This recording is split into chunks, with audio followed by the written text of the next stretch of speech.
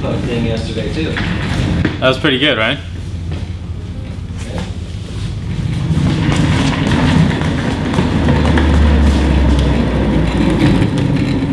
I mean, these things roll. We should have a challenge. Welcome to Outside the Virus, everybody. It's a show we do to talk about stuff going on outside the virus. You drinking out of a cup now? Yeah. His little promo. Oh, don't do that. Don't be that guy. I tried to watch Survivor Man. Remember Les Stroud, Survivor Man guy, goes out in the wilderness for like 5 days or something. Yeah, yeah. And he finally got some food from like a deer carcass or something, and he eats it, and it was like, oh, like, come on, buddy, I got to turn it off. You know? I turned the podcast off last night because they were eating something, and I was like, that's enough. I can't do it anymore. It's over. You seen the Family Guy one where Peter's the NPR host, and he's like, joining me tonight with this fresh cup of coffee. No. And he's like, I'll be enjoying some Christensen's delightful crackers, and he goes,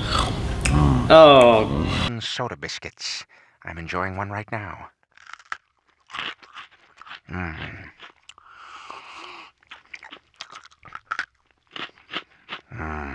and it goes on for like 45 seconds. I turned it off. I would turn it off. Yeah, it was funny.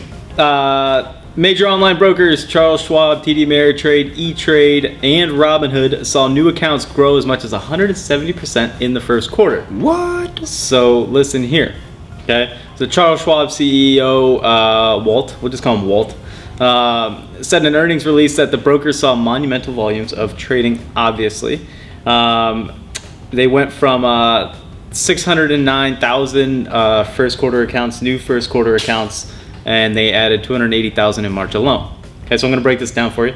On the screen, you're going to see a chart. Oh, yeah. Came to show up pretty today. Good, right? Hey, I'll just hang out, man. All right, so here we go. I'm going to give you some numbers, okay? Mm-hmm. So let's start with E-Trade. In 2019, new accounts added. They added, in 2019, they had 135,000. In quarter one of 2020, they added 363,000. Okay, that's a gain of 169%. I'll go quicker for TD Ameritrade. In 2019, they went 244,000. In quarter one last year, quarter one this year, 608,000. Robinhood, how many new accounts do you think? 2 million or something stupid. You think 2 million? Is that going to be your official guess based off of E-Trade adding 363,000, TD Ameritrade 608 this year, and Charles Schwab added 609,000? How many did Robinhood have? New accounts. Brand new, because it's so easy. 1,200,000. 1,200,000. Okay. 3 million new accounts for Robinhood. You know what the problem is there with them though? What's that? It's like people open with $5. Yeah. That was probably, I mean, that's a big part of it. Also, TD Ameritrade. Schwab bought TD Ameritrade, so it's soon to be Behemoth. Charles Trade? I don't know what they're going to call it, but I was thinking of names for, I don't know if you're going to talk about Grubhub and Uber. I wasn't going to talk about it. It's the biggest story out there right now. Yeah. Gruber Hub. That was my Gruber Hub? Either that or Goober Hub. I was trying to figure it out. I think, like, what? Stop it, Uber. You know? Like, well, they're a profitable business if they just do ride sharing. You know that? To break down a business, profitable business, they just do ride sharing. Well, stop it.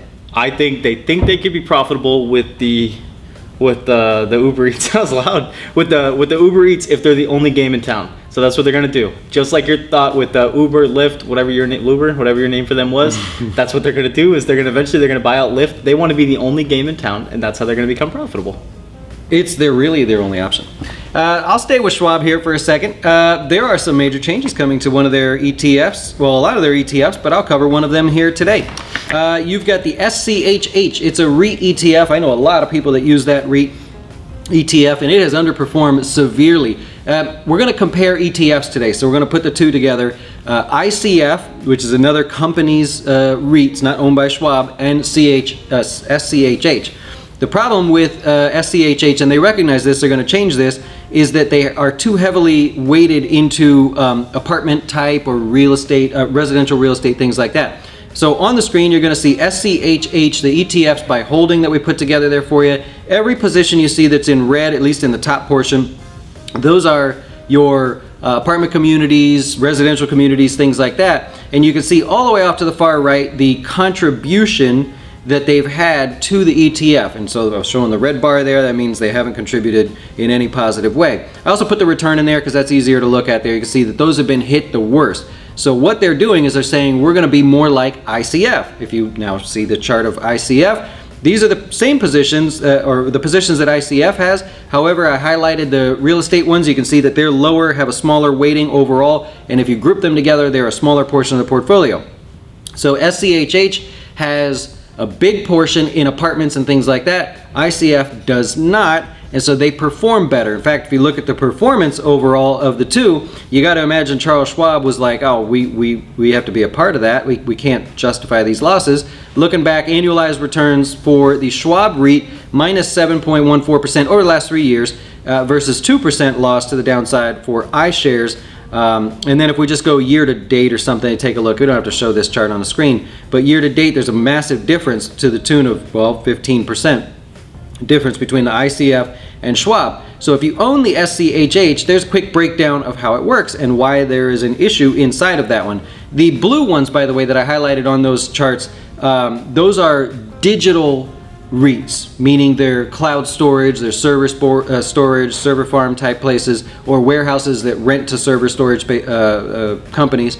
And so Schwab had very little of those, and the ICF was more heavily weighted towards the digital REITs. Schwab is going to go to more digital REITs in order to compete. There's a lot there. There's a lot going on there. Yeah. But you said Schwab, so I thought, let's give it to him. Wow, that was your thought. I was talking about Schwab, and you were just building that chart right there, and you were coming up with all that stuff. That's insane, just right there on the spot. Hey, you bring a chart, I bring a chart. All right, well, I was thinking about making a chart for this one. I just couldn't figure out how. But, you know, they might be seeing a chart on the screen. They might not. we don't know. But the Labor Department reported that U.S. Food and grocery prices jumped by 2.6% in April, which is like a record amount since 1974. There you go. That's a nice little pop there. When you consider everything else is a little bit cheaper, energy is down 10.1%. Saw that one. Yeah. And then if you take out all the if you take out food out of the consumer price index, that's down about 0.5%. Hey, here's an idea. Quit handing out money. Yeah. I don't want to get fired up again, but just quit handing out money. It's only going to get worse if we get another new stimulus bill being proposed at the moment. They're doing the $2,000 a month thing. Here's an idea, and this is not my idea. This was thought up by brilliant people outside of Congress. If you are in financial trouble, right, and you need money, instead of the government giving you money, what if the government said you can take an advance on your Social Security in the future? What if we give you $5,000 now to make it through the virus, and in exchange, you delay Social Security for 3 months? So in other words, if you take it at 65, you have to wait 65 and 3 months, and then you're essentially paying it back then. That's a brilliant one. Come on, where's the downside in that? See, I like that one.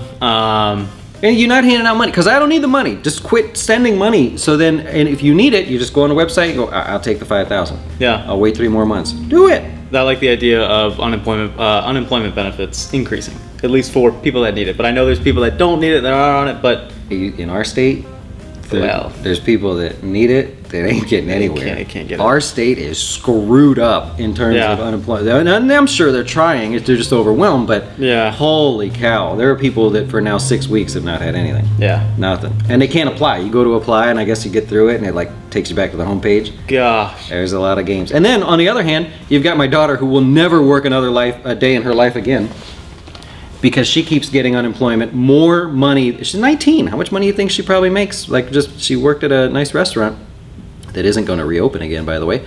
But she got these 2 payments today. No, stop. For today. Come on. We're going to put it on the screen. Oh, yeah, careful. I didn't know what you had on there. No, it doesn't say anything. It just says the amount. She got $600 and $915 from unemployment. And then last week she got $600 and $600. She's getting paid twice. Something's happening there. The first week she got $192. That's more money than she's ever made on a weekly basis there. What the heck? And she doesn't need it. She saves her money. She's got a ton of money saved up. She's going to drive to Colorado. She's like, there's more money than I need. She bought boots and shoes. She bought a jacket. She bought one of those backpacks that was like $200 where it's got the straw that comes out. Yeah. A little refrigerator. Hey, just quit handing out money. do the Social Security thing. Yeah, I like that idea. Unemployment. That's better than the $2,000 a month. I agree with unemployment, I agree with Social Security, and I agree with helping out small businesses and really any business that's going to help us out and keep things going. But a better process to see who actually qualifies for that. Well, let's not do that today. I'm just saying. What else? No, I was just saying. That's it. I'm done. I want to go shorter. People complain, hey, too long. So I'm done. Okay, well then tomorrow I'll give you a sneak peek into what Goldman Sachs is telling their customers. They're telling their customers, be ready, and they've laid it all out, and I've stole it. I'm going to lay it out for you. Be ready in a good way or bad way? Bad way. Oh, you Bad ruined. way. You were supposed to say you'll find out tomorrow. Oh, you'll find out tomorrow. But they're telling their customers, yeah, it's coming. Oh boy. So I'll lay out the details on that one. Thanks for watching, everybody, and have a great day. Bye. That'd be like 8 minutes, 9 minutes. Back to work.